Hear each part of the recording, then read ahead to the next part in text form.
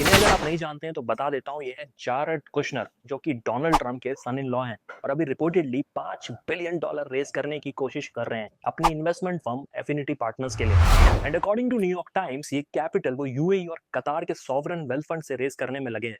अब यहाँ पर इंटरेस्टिंग पार्ट शुरू होता है। कुशनर सिर्फ एक बिजनेसमैन नहीं है, वो ट्रम्प के ऑफिशियल पीस एनवॉय भी हैं मिडिल ईस्ट के लिए। मतलब एक साइड पे वो नेगोशिएशंस, डिप्लोमेसी और पीस टॉक्स हैंडल कर रहे हैं और दूसरी साइड पे उन्हीं कंट्रीज से बिलियंस ऑफ डॉलर्स रेज कर रहे हैं अपने प्राइवेट फंड के लिए।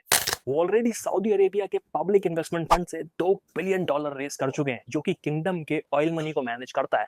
और पीआईएफ को लीड करते हैं क्राउन प्रिंस मोहम्मद बिन सलमान, जो कुशनर और ट्रम्प दोनों के काफी क्लोज माने जाते हैं।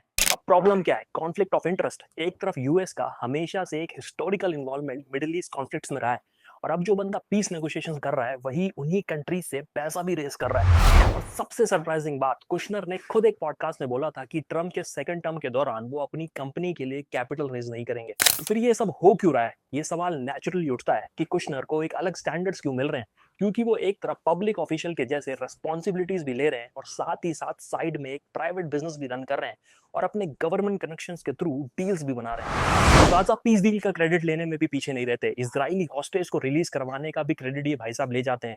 उसके बाद जाकर डावोस में ट्रम्प का गाजा विजन भी प्रेजेंट करते हैं और अब रिपोर्टेडली ईरान के कॉन्फ्लिक्ट को भी सॉर्ट करने में इन्वॉल्व है। लेकिन जब अकाउंटेबिलिटी की बात आती है तो वो एक प्राइवेट सिटीजन बन जाते हैं।